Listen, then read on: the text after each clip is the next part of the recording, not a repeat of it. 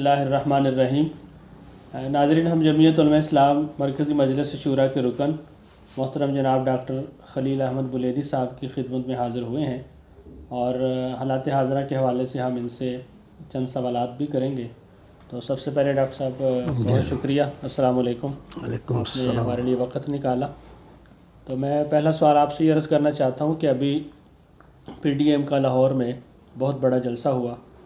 حکومتی وزراء اس جلسے کو ناکام جلسہ کہہ رہے ہیں، جبکہ بین الاقوامی میڈیا نے بھی اس جلسے کو بہت بڑا جلسہ کہا ہے، اور ویسے بھی حقیقت میں بھی یہ بہت بڑا جلسہ تھا۔ ایک تو اس حوالے سے پہلے آپ فرمائیں کہ یہ اس جلسے پہ آپ کا کیا تبصرہ ہے؟ بسم اللہ الرحمن الرحیم۔ پی ڈی ایم کا لاہور کا جلسہ بلا شبہ ایک عظیم الشان جلسہ تھا، اور اس کی جو کوریج انٹرنیشنل سطح پر ہوئی ہے، رشیا نے، چین نے، الجزائر نے اور بی بی سی نے خود اس پہ جو تبصرے کیے وہ کسی سے مخفی نہیں ہیں۔ باقی ظاہر بات ہے کہ حکومت چونکہ انڈر پریشر ہے تو وہ اس حوالے سے پروپیگنڈا کرنا اور اس سے اپنے آپ کو پریشر سے نکالنے کا ایک حربہ سمجھتی ہے، تو تمام وزراؤں نے اس کو ناکام جلسہ قرار دینے کی کوشش کی، لیکن حقائق کے برعکس ہے، اور لوگ اب سمجھ چکے ہیں کہ حکومت جو ہے وہ بھوکلاہٹ کا شکار ہو چکی ہے۔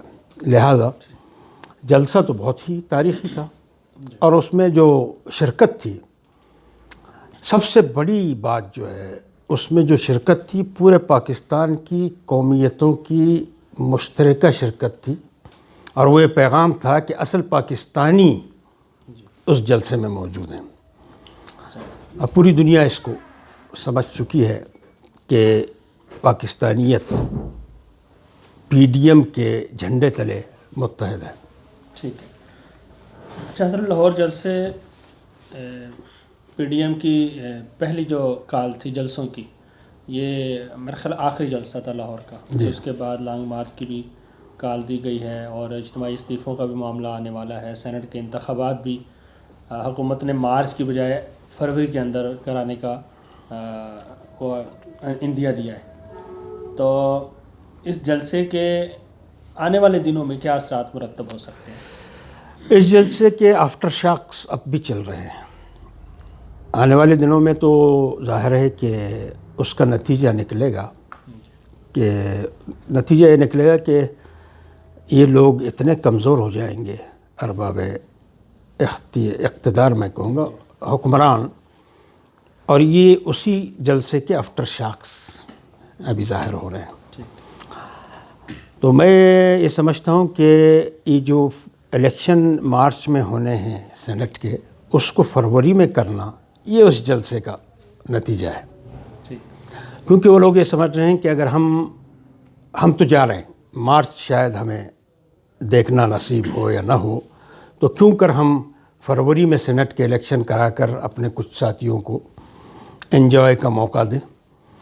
تو یہ سارے اس جلسے کے آفٹر شاکس ہیں، اور آپ دیکھیں گے انشاءاللہ کہ مارچ تک یہ حکومت نہیں رہے گی انشاءاللہ۔ گزشتہ سال جمعیت علماء اسلام نے فقط اپنے ہی زور بازو آزادی مارچ کیا، اور اب لاہور جلسے کے اندر بھی لانگ مارچ کی کال دی گئی ہے۔ تو آپ سمجھتے ہیں کہ یہ وہی منظر جو ہے بلکہ اس سے بڑھ کر ہمیں دوبارہ نظر آئے گا؟ جی ہاں، تحریک آزادی مارچ جو جمعیت علماء اسلام کا تھا وہ تو ایک تاریخی پروگرام تھا، اور صرف جمعیت علماء اسلام کے پلیٹ فارم سے تھا، لیکن اس بار الحمدللہ پورے پاکستان کی عوام ایک پلیٹ فارم پر جمع ہو چکی ہے، اور جب کال تاریخ کا تعین ہو جائے گا تو آپ دیکھیں گے کہ بلوچستان کے ہر گلی کوچے سے قافلے اسلام آباد کی طرف روانہ ہوں گے، اور اسلام آباد تک پہنچنے والے جتنے بھی روڈ ہیں وہ آپ دیکھیں گے کہ لوگوں سے بھری پڑی ہوں گے، اور ایک ایسا انقلاب برپا ہوگا کہ حکمران دم دبا کر بھاگیں گے۔ یہ ذرا غیر پارلیمانی لفظ ہو گیا دم دبا کے، لیکن حقیقت بھی یہی ہے۔ اچھا حضرت، مہنگائی کا طوفان اس قدر پھیل چکا ہے کہ ہر عام آدمی اس کے اثرات محسوس کر رہا ہے، اور حکمران جو ہیں وہ اور ان کے وزراء یہی بات پر مصر ہیں کہ ملک کا جو معاشی استحکام ہے وہ بڑا بہتر ہے. تو آپ کاروباری شخصیت بھی ہیں، اس حوالے سے آپ ملک کی معیشت کے حوالے سے کیا تبصرہ کریں گے؟ واقعی وہی تبصرے ہیں جو آپ عوام کے ہیں کہ ہمارا ملک جو ہے اس وقت ہچکولے کھا رہا ہے، اس کی جو معیشت ہے؟ آپ نے بہت زبردست سوال کیا ہے. لوگ پوچھتے ہیں کہ آپ حکومت کو کیسے گرائیں گے. میں تو یہ کہتا ہوں کہ حکومت کو عوام گرائے گی. اس کی وجہ یہ ہے کہ پاکستان معاشی لحاظ سے بہت زیادہ کمزور ہو چکا ہے. میں آپ کو بتا دوں کہ کسی بھی ریاست کے معیشت کو جانچنے کا طریقہ یہ ہے کہ آپ اس کی جی ڈی پی کو دیکھتے ہیں، جی این پی کو دیکھتے ہیں. دو چیزیں ہیں، ایک ہے جی ڈی پی اور ایک ہے جی این پی.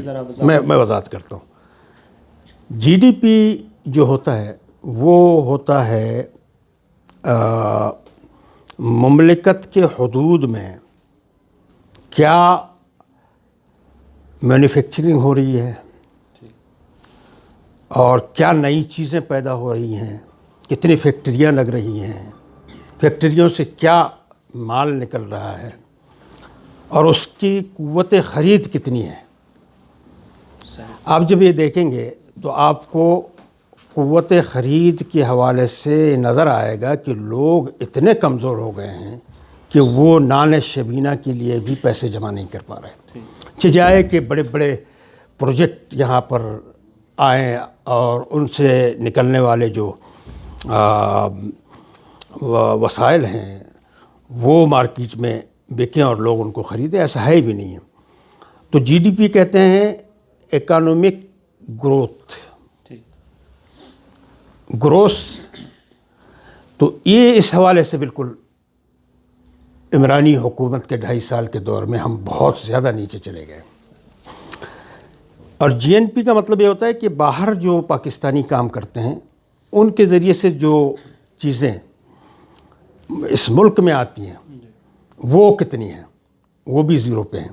اب جی ڈی پی کا جو ریشو ہے وہ آپ دیکھیں تو بین الاقوامی یا آج کل اسٹیٹ بینک نے بھی اس کو جاری کیا ہے. تو انہوں نے بتایا کہ 0.8 سے بھی کم پہ ہوا ہے. تو جس ملک کی معیشت کے کو مستحکم ہے یا نہیں یہ جانچنے کے لیے آپ کو دیکھنا ہوتا ہے کہ جی ڈی پی کا ریشو کیا ہے.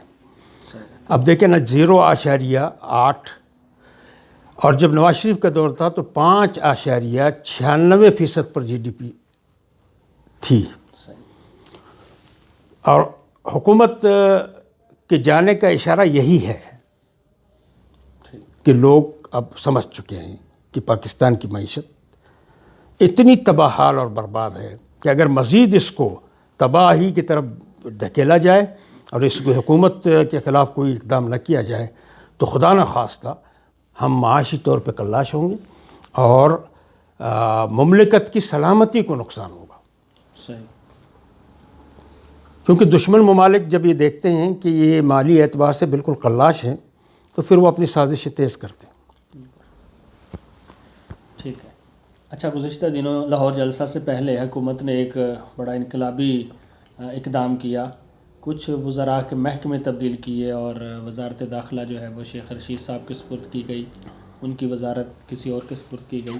تو یکدم یہ فیصلہ جو ہے یہ اس پہ آپ کا مختصر کیا تبصرہ ہے؟ دیکھیں نا، جو لوگ یہ کہتے ہیں کہ جی آپ کے جلسوں سے کوئی فرق نہیں پڑے گا، ہم بالکل مطمئن ہیں، اور وہ جلسے کے دن جناب اپنے ٹائیگروں کے ساتھ، کتوں کے ساتھ جو ہے وہ انجوائے کر رہا ہے اور اس میں ان کو کھانا کھلا رہا ہے، اور اس کو یہ بھی فکر نہیں ہے کہ پاکستان میں اس وقت غربت کے لکیر سے نیچے کتنی عوام جو ہے وہ زندگی گزار رہی ہے. تو یہ ہوتا ہے احساس برتری، اور احساس برتری جبری طور پر پیدا کرنا. یہ زیادہ تر اس وجہ سے ہوتا ہے جو پریشر فریق مخالف کی طرف سے پڑتا ہے۔ جب فریق مخالف کی طرف سے پریشر پڑتا ہے تو وہ جو بندہ ہے وہ چاہتا ہے کہ میں اپنے آپ کو ایسا دکھاؤں کہ وہ سمجھے کہ مجھے تو کچھ بھی کوئی اثر نہیں ہو رہا۔ تو یہ اصل ان کا جو یہ کردار ہے وہ بتا رہا ہے کہ پی ڈی ایم نے میدان مار لیا ہے۔ انشاءاللہ ہمیں امید قوی ہے اللہ تعالیٰ سے کہ اللہ تعالیٰ اس عذاب سے پاکستان کو چھٹکارا دے گا۔ آنے والے دنوں میں لانگ مارچ کی کال دی گئی ہے، تو جمعیت علماء اسلام کے کارکنان کے نام آپ کیا پیغام دینا چاہیں گے وہ اس حوالے سے؟ میں جمعیت علماء اسلام کے تمام ساتھیوں سے گزارش کروں گا کہ میدان میں نکلیں۔ جس طرح آزادی مارچ میں جاں فشانی اور جاں نثاری سے ہمارے ساتھیوں نے لانگ مارچ کیا تھا، اس میں حصہ لیا تھا پورے جوش ولولے اور جذبے سے، تو اس بار بھی انشاءاللہ قائد جمعیت کے حکم پر جماعت کا ہر ساتھی قربانی دینے کے لیے تیار ہے، اور انشاءاللہ ہر ساتھی تیار رہے گا۔ جو حضرات مالی طور پہ مستحکم ہیں وہ مالی جانی قربانی دیں گے، اور ہم سب اس حوالے سے اس وقت سے ہی سرگرم ہو چکے ہیں کہ کچھ نہ کچھ ہمارا حصہ بھی اس میں شامل حال رہے۔ جمعیت علماء اسلام کے مرکزی شورا کے رکن محترم جناب ڈاکٹر خلیل احمد بلیدی صاحب، آپ کا بہت شکریہ، جزاک اللہ۔ آپ کا بھی شکریہ کہ آپ تشریف لائے۔